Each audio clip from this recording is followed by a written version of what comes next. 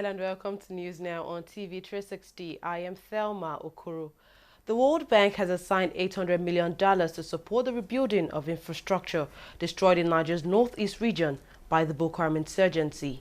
The UN Resident and Humanitarian Coordinator Fatma Samura made the disclosure in Maiduguri during a courtesy visit to the state's governor Kashim Shettima. Samura, who is also a UN Development Program resident representative, said the UN was scaling up its presence in Borno and other northeastern states ravaged by the insurgency. The Boko Haram insurgency has raged on in Nigeria's northeast for about 7 years now, killing over 10,000 people. However, in the past few months, the Nigerian military has succeeded in beating back the Islamic militant sect, significantly reducing the amount of suicide attacks on civilians in the northeast. The Dalori IDP camp in Nigeria's northeast Borno state is the biggest in the country for those displaced by the Boko Haram insurgency. Facilities in the camp are stretched as a result of its population, but those running the facility are managing to keep things working. One very important facility in the camp is an emergency hospital run by the Nigerian Air Force. TV360's Deji Badmos has this report on the hospital and how it is saving lives. This is how you're greeted by the kids the moment you set foot on Dalori IDP camp and pull a camera to film. Authorities say the camp is home to no less than 28,000 displaced people, the bulk of them women and children. For at least a year now, this has become home to all those who fled their remote communities because of Boko Haram insurgents. Among the first settlers here is this man, who now doubles as the head of the IDPs. He said he fled his hometown of Bama early last year when Boko Haram overran the place. He's found a new home here and he says he is liking it.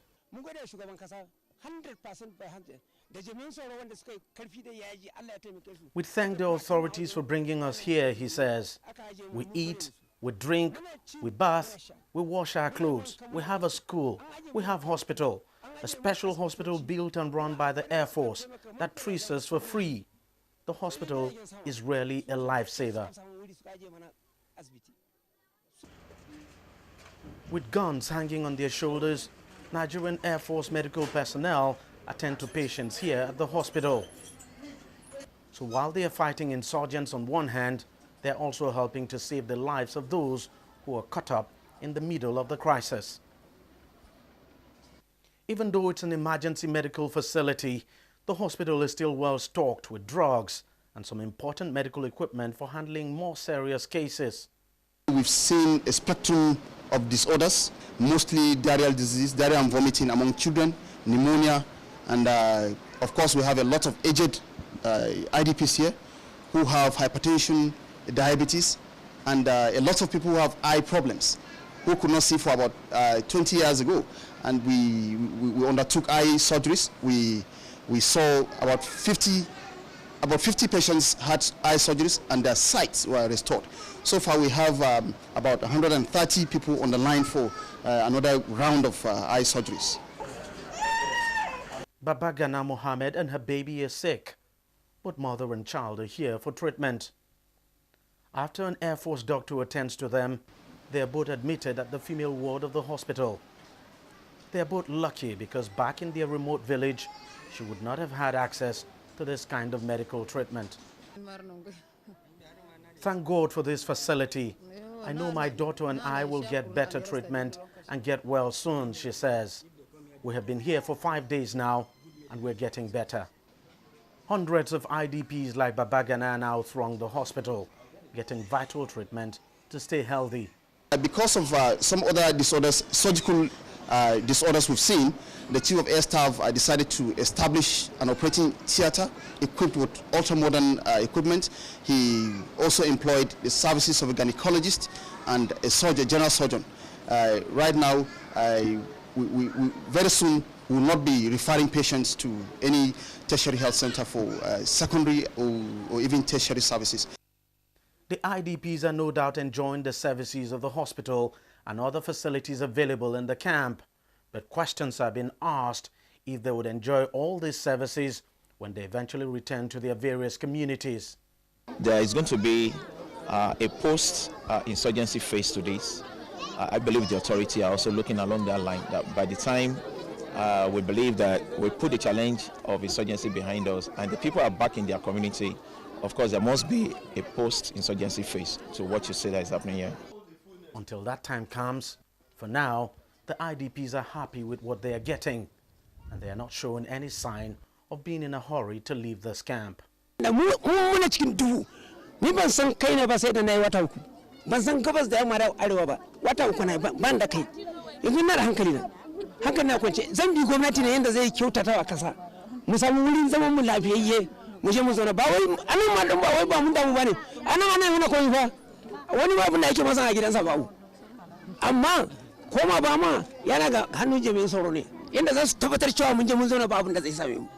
What he's trying to say in a nutshell is not that he doesn't think of going back home, but actually he has spent about 3 months here without differentiating that this is north, this is east, this is south, this is west, because of what the trauma that he has undergone.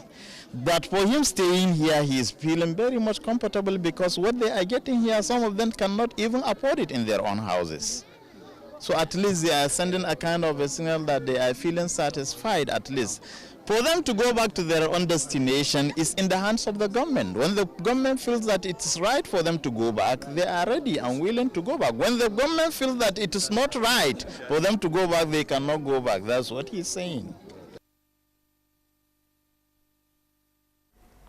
Nigerian President Muhammadu Buhari has insisted that he would not sign the 2016 budget until he has done a thorough review of the budget. Speaking with U.S. Secretary of State John Kerry on the sidelines of a 2-day nuclear security summit in Washington, D.C., President Buhari said he would review the 2016 budget and all its details thoroughly. The 2016 budget has been delayed for months as President Buhari had to withdraw in January his 6 trillion naira budget due to an unrealistic oil price assumption and flaws in the draft. Earlier this week, the president said he had withheld his assent to the bill because the National Assembly only sent highlights and not the budget details. Nigeria's Minister of Information and Culture, Lai Mohammed, has insisted that there is no disagreement between President Muhammadu Buhari and the legislature over the 2016 budget. Mohammed added that the president's delay in signing the budget was a normal procedure.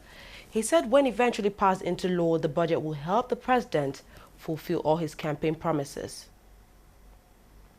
Nigerian President Muhammadu Buhari has asked the United States for help in returning stolen Nigerian assets stashed in U.S. banks. This is part of his efforts to crack down on corruption, according to a statement from his office. President Buhari made the request during a meeting with U.S. Secretary of State John Kerry on the sidelines of a 2-day nuclear security summit in Washington. Buhari told Kerry it would greatly help Nigeria if the U.S. helped to recover all stolen funds, which we can help establish to be within our financial framework. State Department spokesperson John Kirby confirmed that Kerry had offered continuous U.S. support to locate and help with tracing and investigating looted funds. Nigeria's Minister of Power, Works and Housing, Babatunde Fashola, says there is currently not enough power to distribute unless more turbines are switched on. He attributed recent power outages in some parts of the country to 4 turbines which stopped working, but hoped electricity supply would be stabilized soon as 3 of the 4 turbines have been restored. The minister also expressed confidence that President Muhammadu Buhari's 10,000 megawatts target could be met. He, however, decried acts of vandalism, which he says is causing some of the energy problems in the country. Nigeria has nominated Mohammed Barkindo, a former head of NNPC, as the next Secretary General of Producer Group OPEC. The organization of the petroleum exporting countries OPEC has been looking for replacements for Abdullah Al-Badri, who was elected acting Secretary General in December until the end of July after 7 full terms. Barkindo led the Nigerian National Petroleum Corporation from 2009 till 2010. Nigeria's Information Minister Lai Mohammed has charged resident information officers to perform effectively in the discharge of their duties in order to bridge any gap in information gathering and dissemination. Speaking at a press conference in Abuja, the minister described the roles of the information minister in various ministries, departments and agencies as very critical. Your role as resident information officers is very critical. This is because unless we perform at an optimal level, there will be a huge gap in the information gathering dissemination chain. After all, our ability to keep Nigerians adequately informed about the goings on in government is hinged on how well you are able to give us the much needed feedback from your various postures. It's obvious that no matter what the federal government does or does not do, if it is not reported, it is either not done or it is done.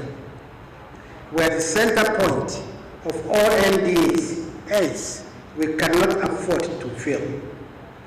The challenge before us as federal government information managers, therefore, is to ensure that we keep Nigerians duly informed of the activities of government and get a feedback from people using all our professional and ethical skills. It is important that we start by looking inwards as professional information managers. We remain the major drivers in the vehicle of change. We must become the champion of change for us to successfully propagate the change agenda. You should realize that your duties are critical to the overall success of this government, because the expectation of Nigerians in the present administration is very, very high.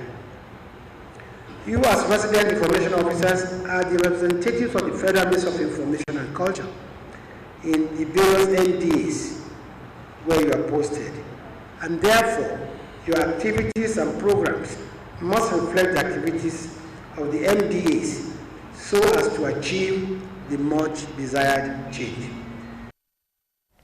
The Lagos State government has clarified reports making rounds on social media that the monthly environmental sanitation in the state has been outlawed, saying that the policy on the monthly exercise has not been reviewed for now. In a statement signed by the Commissioner for Information and Strategy, Steve Ayorinde, the government said the inaccurate story, which was attributed to the State's Commissioner for the Environment, Dr. Babatunde Adejare, was incorrect. Ayorinde said that Adejare was quoted out of context when he indicated that the restriction of movement may be dispensed with. He did not in any way suggest that the monthly sanitation had been outlawed. Police authorities in Nigeria say its Service Commission has begun the recruitment of 10,000 personnel into the Nigerian police force. The recruitment commenced nationwide on Friday, April 1st, 2016. It will be the first recruitment into the Nigerian police force in more than 5 years. Speaking on the recruitment exercise, Chairman of the Commission, Mike Okiro, warned the staff of the Commission who will be involved in the screening of candidates to avoid any acts that will compromise the integrity of the exercise. President Muhammad Buhari had last year at the National Security Summit in Abuja directed the recruitment of 10,000 Nigerians into the police force to address the obvious shortfall in the manpower needs of the police. Nigeria's Inspector General of Police Solomon Arase has said welfare of officers and men of the force remains priority, especially in the area of decent and affordable houses.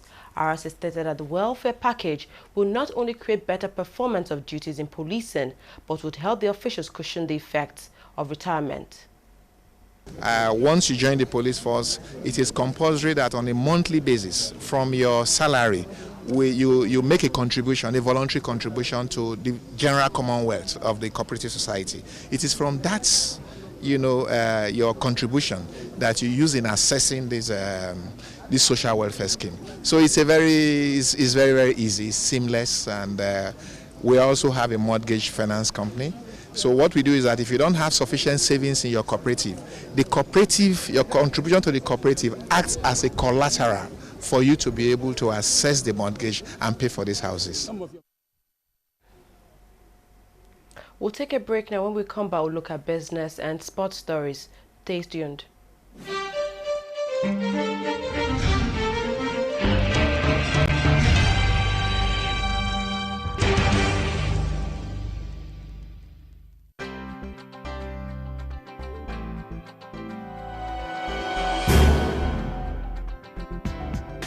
Hello, you're welcome. You're watching the Funny White Man Show, which is the biggest, the brightest, and the most entertaining show in Africa. Funny white man, funny white man, funny white man, but this way you talk, you too much. Give me 5,000 man, that's you. You too much. So you get it like, when she move along the street, yeah, me should like that, I'm going girl, you know, my own people, actually. Yeah, fine, it's fun. I enjoy it. And I'm one of those very few. I'm forever taking it personal. I will say 160 million Nigerians are corrupt. How? My brother, I'm looking for you. Yeah, but it's a growth, and this is the time to build business and know the pitfalls and know what to do and what not to do. But there are months where you get business and months. You know how we do, how we tell you. We did the way you did.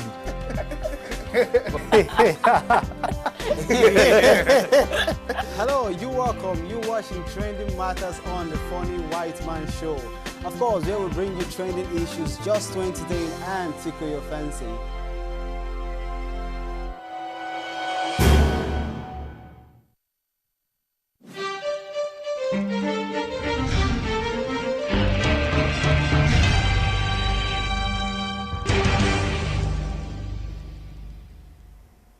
Welcome back. You're watching TV360 News now. The Central Bank of Nigeria says Nigeria's foreign exchange reserves rose by 0.18% to $21.87 billion by March 29th from a month ago. According to the CBN, the exchange reserves were $27.82 billion about a month ago. Nigeria, which is Africa's biggest economy, is facing its worst economic crisis in decades. A plunge in oil prices have eaten into its foreign reserves as it battles to defend its ailing naira currency. Nigeria depends on oil sales for about 95% of its foreign reserves.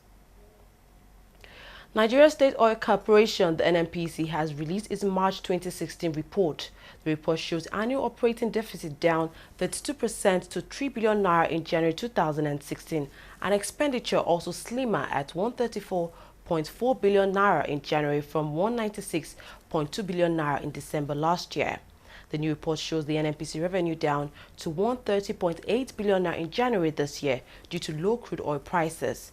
The corporation says a sum of 85.9 billion naira were paid into the Federation account and for the 12 months ended January 2016.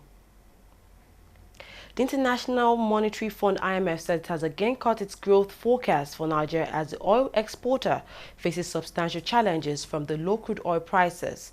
In its annual review of Nigeria's economic situation, the IMF said gross domestic product growth would slow to 2.3% in 2016 from an estimated 2.7% in 2015. In February, after IMF officials visited Nigeria, the fund had forecast a 3.2% growth for Nigeria in 2016.